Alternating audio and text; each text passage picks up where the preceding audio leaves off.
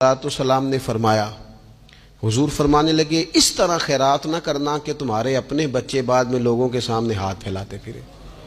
حضرت سعد بن ابی وقاص رضی اللہ تعالیٰ عنہ نے عرض کیا تھا، یا رسول اللہ صلی اللہ تعالیٰ علیہ وسلم، میں سارا مال اللہ کی راہ میں خیرات کرنا چاہتا ہوں، میری ایک ہی بیٹی ہے، میں چاہتا ہوں سارا اللہ کے راستے میں دے دوں۔ تو حضور فرمانے لگے، نہیں بھائی، تو چوتھا حصہ دے، 3 حصے اپنی بچی کے لیے، بیویوں کے لیے، باقیوں کے لیے رکھ لے، لیکن تو یہ کام نہ کر، تو میرے عزیز زندگی میں خرچ کرنے میں بھی اعتدال کا مظاہرہ کریں۔ مجھے پتہ ہے اچھی طرح کہ ہمارے ہاں ایک مزاج بن جاتا ہے، طبیعت بن جاتی ہے کہ اگر کسی شخص کو آپ تھوڑی سی مدد کرتے ہیں تو وہ سمجھتا ہے کہ اگر اس نے مجھے 20,000 دیا ہے تو یقیناً اس کے گھر میں 50 لاکھ پڑا ہے، وہ پھر اگلے ہفتے دوبارہ آتا ہے، ایک نئی مجبوری کا بھی اظہار کرتا ہے۔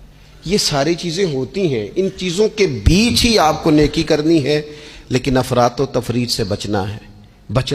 اسی طرح کا معاملہ اپنی زندگی کے دیگر معاملات میں کریں۔ نبی پاک علیہ الصلوۃ والسلام نے سادگی کو پسند کیا ہے۔ حضور سادگی کو پسند کرتے، کھانے کے معاملے میں بھی اور کپڑوں کے معاملے میں بھی، لیکن اچھا لباس پہننے کی اجازت دیتے۔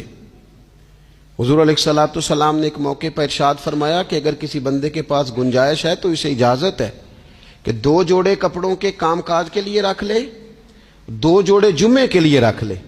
اور نبی پاک صلی اللہ تعالی علیہ وسلم نے ایک شخص کو دیکھا جو مالدار تھا، لیکن اس کے کپڑے پھٹے پرانے تھے، لباس پرا گندا تھا، بال بکھرے ہوئے تھے۔ تو اللہ کے محبوب علیہ السلام نے فرمایا، تیرے اوپر اللہ کا فضل ہے، اور رب جب فضل کرے تو پھر اللہ فضل دیکھنا پسند بھی فرماتا ہے۔ فرمایا تو اچھا لباس پہن، حرج کوئی نہیں، لیکن اپنا رسول پاک علیہ السلام کا طریقہ مبارکہ یہی تھا کہ سیدہ عائشہ صدیقہ فرماتی ہیں کہ یہ وہ لنگی مبارک ہے اور یہ وہ پیوند والا کرتا مبارک ہے، اسی میں محبوب نے اپنی جان اپنے رب کریم کی بارگاہ میں پیش کر دی۔ اور فرماتی ہیں کتنے کتنے دن گزرے کہ رسول پاک علیہ الصلوۃ والسلام نے کھانا تناول نہیں فرمایا، کتنے کتنے دن گزرے۔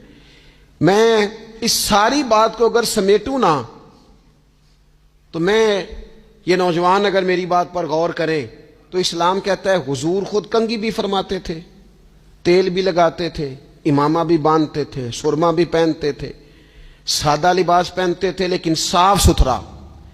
اسلام آرائش کی اجازت دیتا ہے، زینت کی اجازت دیتا ہے۔ آپ کنگھا کریں، تیل لگائیں، خوشبو لگائیں، سرما لگائیں، صاف لباس پہنے، کپڑے دھلے ہوئے پہنے۔ حضور نے حکمن کہا، تاکیدن کہا کہ جمعے والے دن نہا کے مسجد میں آیا کرو۔ اسلام آرائش کی اجازت دیتا ہے، بس نمائش سے منع کرتا ہے۔ دکھاوا نہ کرو، نمائش نہ کرو۔ یہ نہ کہو کہ میں نے اتنے لاکھ کا پہننا ہے، ذرا لاکھ پتہ جائے لوگوں کو۔